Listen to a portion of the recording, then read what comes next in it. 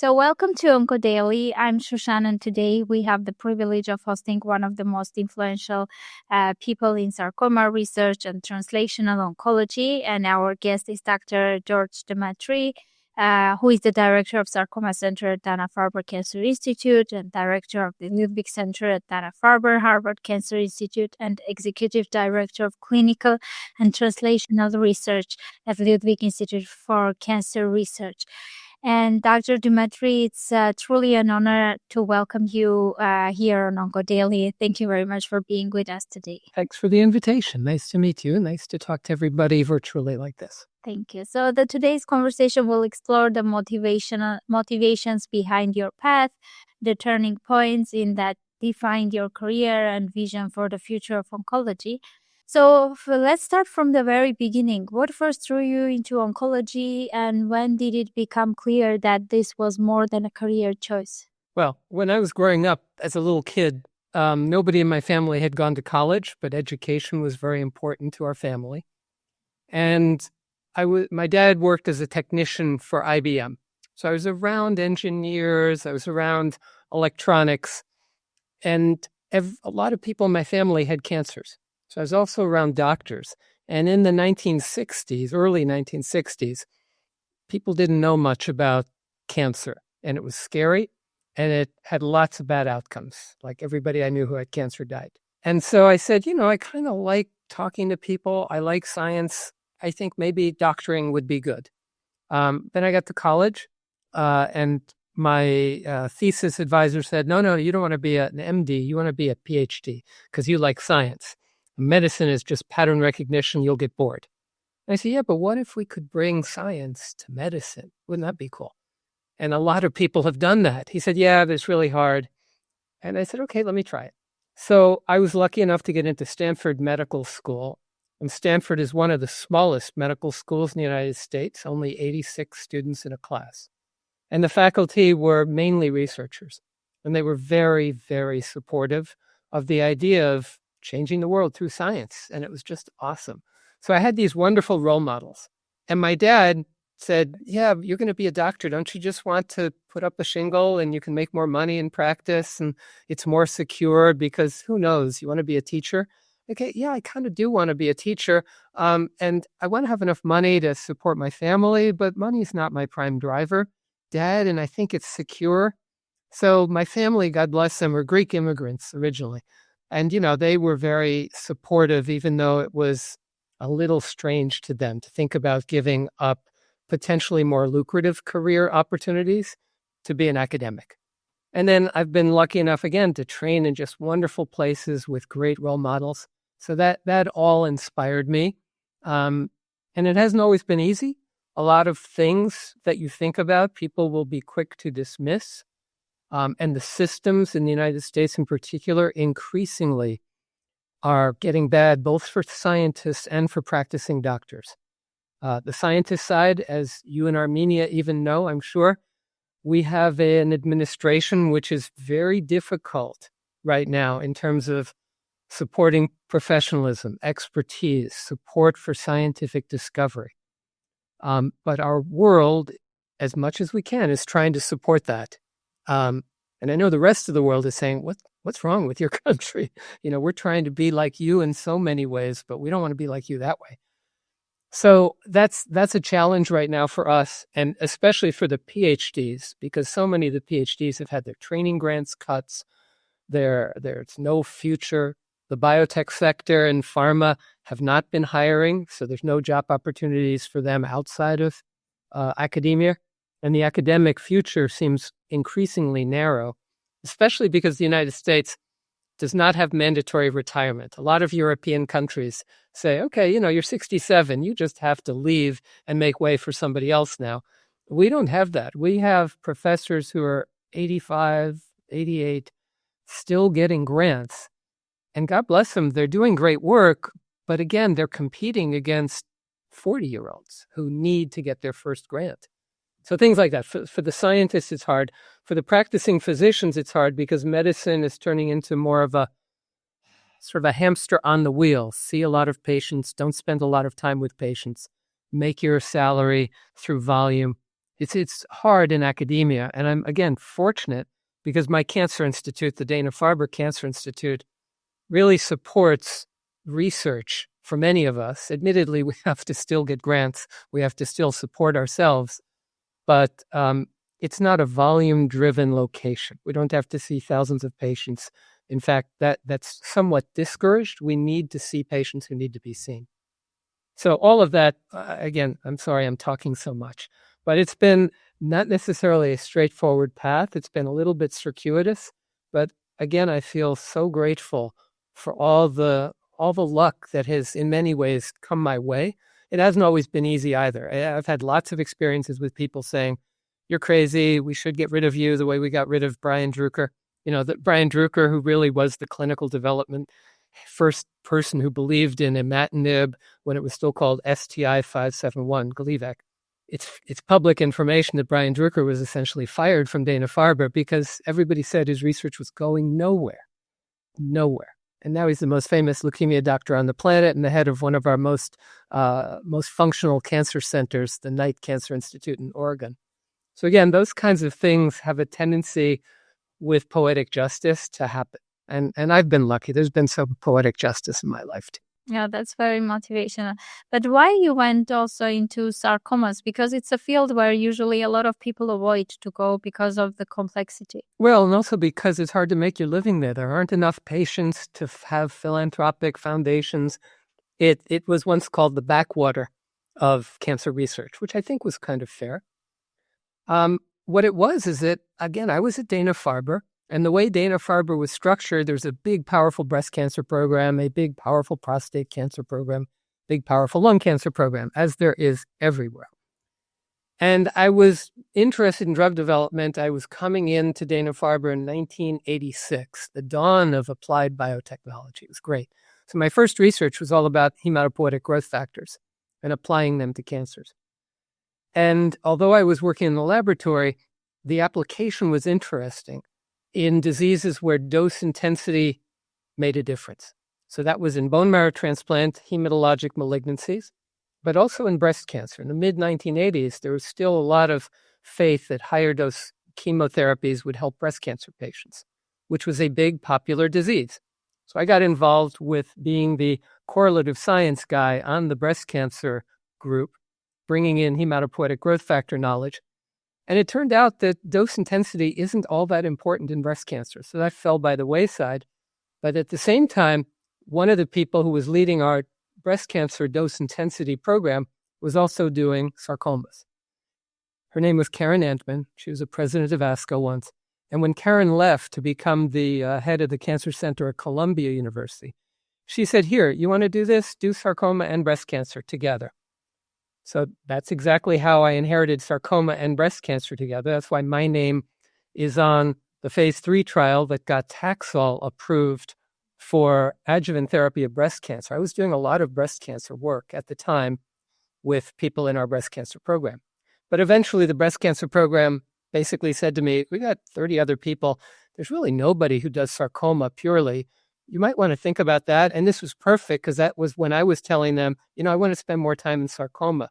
This was when the first Ewing sarcoma translocation was discovered by Olivier Delattre in Paris. And that was inspiring. I said, whoa, this is really cool. There's something in this cancer that no other cell in the body has. We've got to figure this out. We can probably target it. And before that, the infantile fibrosarcoma had the NTRK fusion that Paul Sorensen had found up in Vancouver, Canada. I said, there's something to this sarcoma stuff. So we started a sarcoma center with 4 of us, myself, Sam Singer, who's now the chief of sarcoma surgery at Memorial Sloan Kettering, radiation oncologist Beth Baldini, and a very famous sarcoma pathologist named Chris Fletcher, who we imported to Harvard from London and who sadly passed away a couple of years ago, even though he was 2 years younger than me. I mean, Chris is widely missed, a wonderful pathologist and truly inspiring to all of us because he said, I can carve these up into different diseases, but none of your chemotherapy makes much of a difference. And he didn't say that to be disrespectful. He said that to be inspiring. Let's think of new things. And that's kind of what our program has done over the years. Oh, that's very nice to hear. Thank you for sharing that. And what about mentors that influenced your career during that time? Thousands of them. A lot of my mentors were my lab boss, Jim Griffin, who was leading a lot of the biotechnology academic research for the early hematopoietic growth factors. So I learned about the importance of mechanisms. If you understand the mechanism, you can figure out where to apply that later. And when I told him I wanted to be more of a clinical and translational researcher, he said, "Why would you do that? You're smart enough. You should run a lab." I said, "I don't want to run a lab. I want to apply discoveries, and I'm not a discovery guy." Just like when I was in high school, I was in a garage rock band, and I knew I wasn't going to be a professional musician. I wasn't that good, even though I love music and I love playing guitar. So I knew what my limits were. I didn't have the passion for fundamental curiosity-driven science. In fact, I really knew that because the way Dana-Farber's structured in your first year clinical fellowship, at the end of that year, you pass on half your patients to one incoming fellow and half your patients to another. One of the people I passed on half my patients to was a guy named Bill Kalin, who went on to win the Nobel Prize for his science. And I knew I was different than Bill, but I didn't realize just how different I was. On the other hand, I knew what I loved to do. And what I loved to do was to look at discoveries and say, yeah, this is really cool. I don't think I could have made that discovery, but I can think of 10 ways that we could apply it.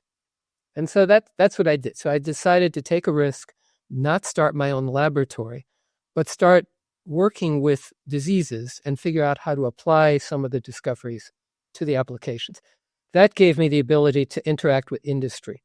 And industry gave me a lot of role models. And when I say industry, I also mean founders of industry, like Phil Sharp, who's a very famous Nobel Prize winning scientist at MIT. But Phil Sharp started Biogen. Phil Sharp co-founded Alnylam. He likes to start companies. And I talked to Phil Sharp and I said, why do you start these companies? Why don't you just do it all in academia? He said, oh boy, are you naive? You have no idea what it takes to get something to actually patients. And even though Phil is a PhD, not a physician, he had a lot of love for application. So I learned from him. I learned, wow, if you can be a very basic discovery scientist but still focus on application, that'd be pretty cool. I'm going to try to do that being a physician with an interest in application. The other role model was Yossi Schlesinger, who was at NYU and then he moved to Yale, head of pharmacology. And Yossi is a very famous, somewhat polarizing force because, he hasn't over his lifetime always been the easiest guy to work with, but he's totally driven by science. And he founded companies. He founded this company called Sugen, which was SU for Schlesinger Ulrich, Axel Ulrich, and Yossi Schlesinger co-founded it, genetics. And when I was looking for a drug to fix the resistance we saw with Gleevec, I reached out to everybody I knew, and Sugen was one of the companies. So I got to work with them in the early days of SU 11248, which later became known as Sutent or sunitinib. And I got to work with Yossi. And he was inspiring. He went on to found a company called Plexicon, which developed the world's first BRAF inhibitor. And I was on their scientific advisory board as the only oncologist. So it was really fun. These role models were people who were not driven by money, but really driven by science, driven by application. And then I met wonderful people inside industry.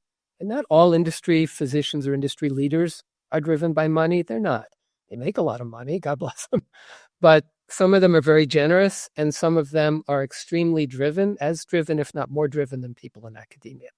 So these role models include people like Dan Vasella at Novartis, and just other leaders in the field. Bill Haight at Johnson & Johnson, who is also AACR's past president, a leader in our American Association for Cancer Research. Just truly dedicated people who came out of academia, went into industry, and some of them have actually come back into academia, like my colleague Bill Sellers, who was a few years behind me at Dana-Farber. He went to run Novartis Institutes for Biomedical Research, Cancer, and then he came back to Dana-Farber and the Broad Institute. Jay Bradner, who we trained at Dana-Farber, went out to run Novartis Institutes of Biomedical Research, and now he's the Chief Science Officer of Amgen.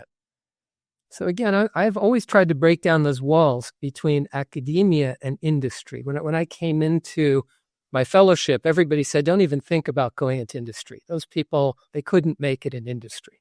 And I saw the people who started Biogen, the people who started Amgen, they could make it anywhere. And they did make it in industry. Yossi Schlesinger definitely made it in academia, and he definitely made it in industry. So I think we're trying so hard to build down the walls and build a community, even a global community, that can work together.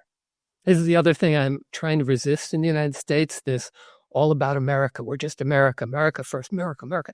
I love America. I love this country. This country was very good to my family. I was born here, so I'm second generation. My father was actually born here in 1920. So we're immigrants, but we've contributed a lot to the country, and I don't want to see the country go in the wrong direction. I think there's a lot of immigrants who have contributed to, we're all immigrants in this country, except the indigenous people were here that were, routed from their lands, which is a whole nother story. But let's be honest, we're here now. We've got to figure out how to move forward. So this goes well beyond medicine. But the truth is, I see medicine and science as a vehicle for understanding. We all love our kids. We all tend to love our countries. We want to love our governments. We want to work together somehow. So if we can do that, and I've been, again, privileged to come up with applications that have allowed me to travel all over the world and meet people all over the world and do podcasts with people like you in another part of the world, it's a privilege, and I see that as a way of building understanding about the human nature that we share and about the medical. Frankly, your physiology is probably pretty similar to mine. We're all humans. And so these barriers of constructs of countries and the regulatory differences, it pains me that we can give, let's say, tazemetostat to patients with epithelioid sarcoma, but my European colleagues can't. They can't access the drug. Now, let's be honest, tazemetostat isn't a great drug, but it can help some people. So that's another important element as we look to work as a global community in rare diseases. I think we have to figure out how to disseminate our applications effectively so that different governments say, yeah, this is worth it for us to provide to our citizens. Again, if you follow the money, it's all about the money. Like countries are just scared about paying for weird, expensive drugs to rare patients. So that's where it's a challenge to work in sarcomas.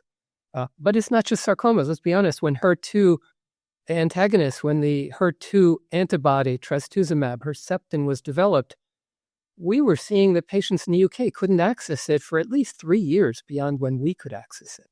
And we felt like, wait, this is an amazing drug and they're not benefiting from it. And that was the UK, a very advanced, developed country.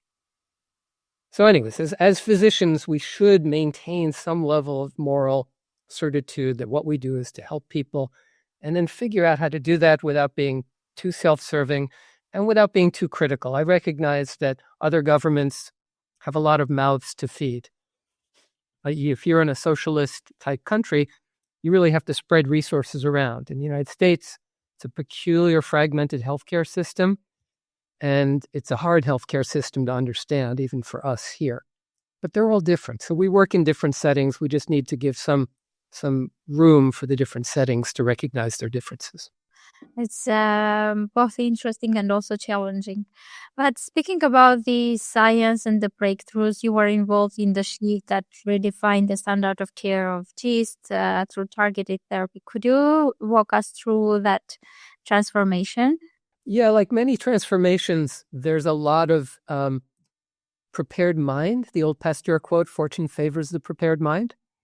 There's a lot of that. So here I was looking for mechanisms in cancers that are different.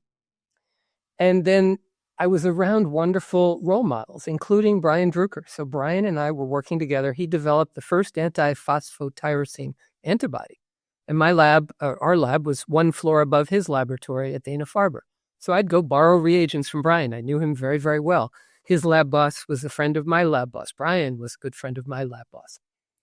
So when we were working together, he left, right? Because Dana-Farber said, we're not going to give you a lab. You should leave. You're never going to amount to anything. Went out to Oregon.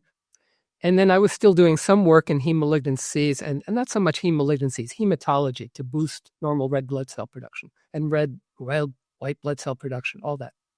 So I happened to be at the American Society of Hematology meeting in 1999 when he first presented the results of his clinical trial using this drug, STI-571, in leukemia patients and CML patients. And I had tracked what he was doing in the laboratory. That's why he left Dana-Farber. And it was just a beautiful story. So it was, as you probably know, it was an amazing phase 1. At the end of that, all these conservative hematologists and blue blazers are standing up in their chairs saying, we've never seen a phase 1 study like this. You know, the millennium arrived early. This is beautiful. So I saw him after that meeting, and we're walking back to the hotels together. And I said, Brian, what does your magic drug do besides BCR-ABL? You know, by any chance, does it hit anything I'm interested in? Like KIT? He says, oh, yeah, we found it hits KIT. I say, are you kidding me? This is too good to be true. Introduce me to Novartis. He said, okay, I'll introduce you. I'm busy with leukemia, but sounds like a good thing to do. So he introduced me to Novartis, which wanted no part of the development plan. They literally said, we've talked to all the experts. It would take you 20 years to find 20 patients. It's that rare. So go away. We're not going to help you. It's a long story about how I finally got Novartis turned around. But the bottom line was I fought for that. And it's watch my ASCO award video to learn the whole story about that. I'm not going to have to go into that again. But I learned to street fight. One of the good things about not being part of a long generation of college-educated people is I knew I had to fend for myself. So I wanted to convince companies that this was the right thing to do. And eventually, I'd figure out how to do it. Frankly, I was not above threatening them. You want me to go to the New York Times and write an editorial about how you're blocking cancer research because this is a small market disease? How's that going to look to your marketing people? You know, that I'd ever wanted to do that because I think most companies are fundamentally in the business of helping society. I don't want them to be tagged as bad companies. But if they're going to get in my way, and if they're going to, more importantly, if they're going to get in the way of patients, because they said with Gleevec, it said, look, you can just wait 3 years until we get this drug approved for leukemia, and then your patients can go out and buy it, and you can use it off label. Then you can do whatever you want. I said, you know what? Everybody I know with this disease right now is going to die in 6 months. I can't wait for that to happen. 3 years is too long. We've got to figure out how to work together. And luckily, I pulled enough strings that we figured out how to work together. But I couldn't have done that myself. Again, the story is filled with serendipity.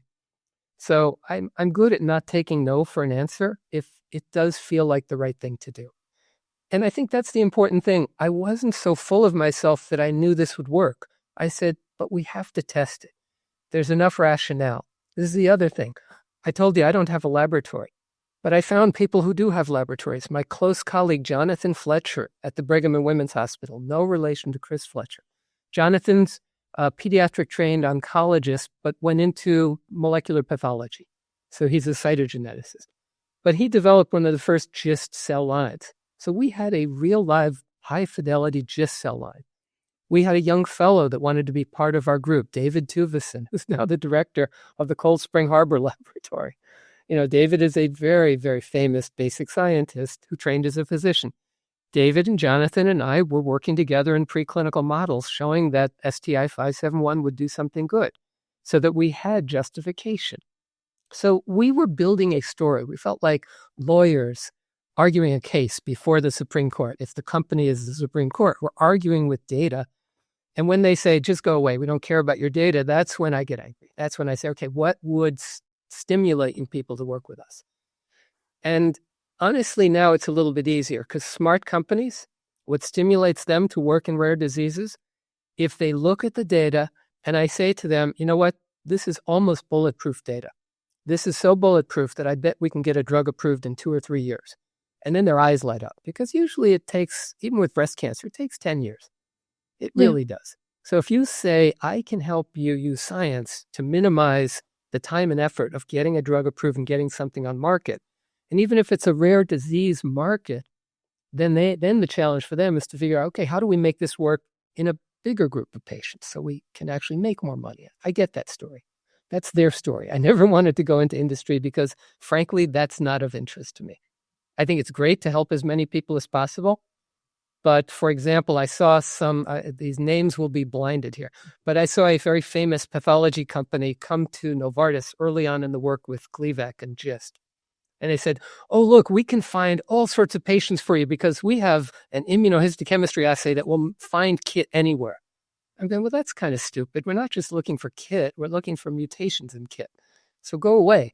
But for a while, Novartis was listening. Really? You can find many millions more patients?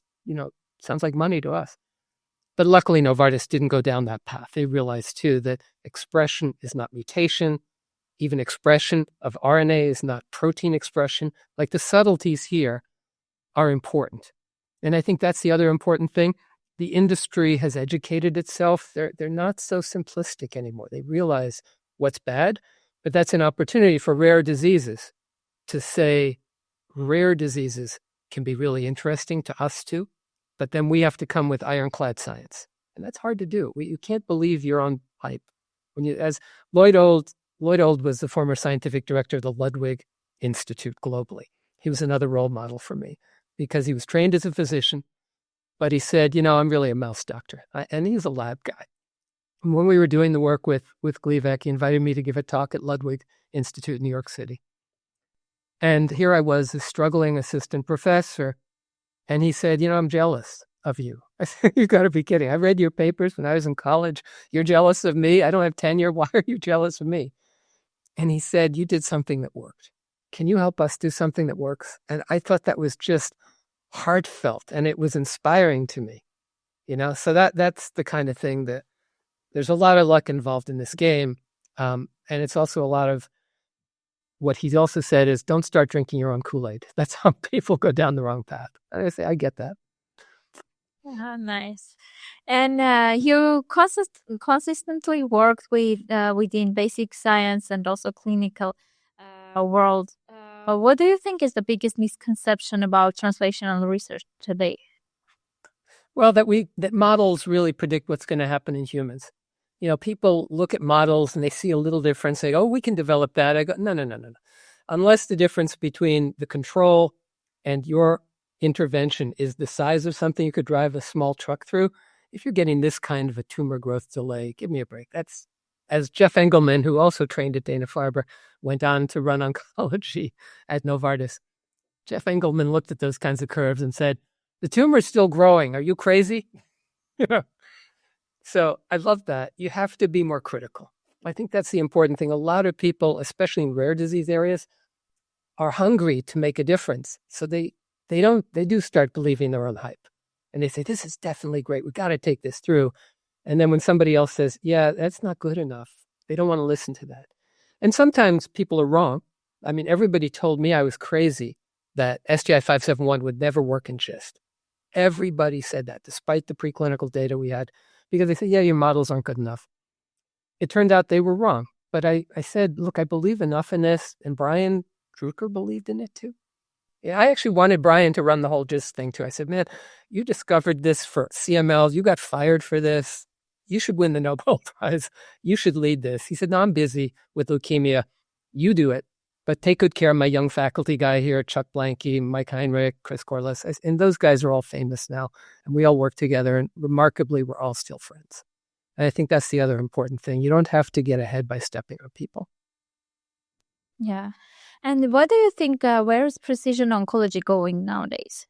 I don't know. It's hard because immuno-oncology is the opposite of precision. It's kind of sort of precise because it goes after a molecular target, but we still don't know why it works. In the lung cancer people it works in, we really don't. We don't understand a lot about it and how to make it better. And when you don't understand the mechanisms, you can't understand resistance. You just can't. And you can't understand why something doesn't work and how to make it better. It's been our fundamental problem in osteosarcoma. What a great success osteosarcoma was in the 1970s. But we didn't understand why it cures some people, and about 30% it doesn't cure. And because of that lack of understanding, we've made zero progress in osteosarcomas. It's a good example. Now, I'm enthusiastic that some new exciting targets are coming along. We might be able to make some promising advances, but it's all about the science. It really is. So I think we're getting there. When I don't like the term precision medicine. Mace Rothenberg used to say, well, why are you calling it targeted therapy? Every drug targets something, even if it doesn't target uniquely or cleanly. I mean, it's got some sort of a target because it's interacting with. I think he's right. And even precision medicine. Precision medicine to me is when you really understand the mechanism. The mechanism is fulfilled Koch's postulates because the driver element of that has been proven, which is the other important thing for me. When we go back to 1999, when I tell Brian about KIT, the only way we knew about that is one of our former postdocs, a Japanese guy named Yuzuru Kanekura, trained in our laboratory, went back to Japan, to Osaka, and published that beautiful science paper showing that KIT mutations were really the driver. They fulfilled Koch's postulates in human tissue.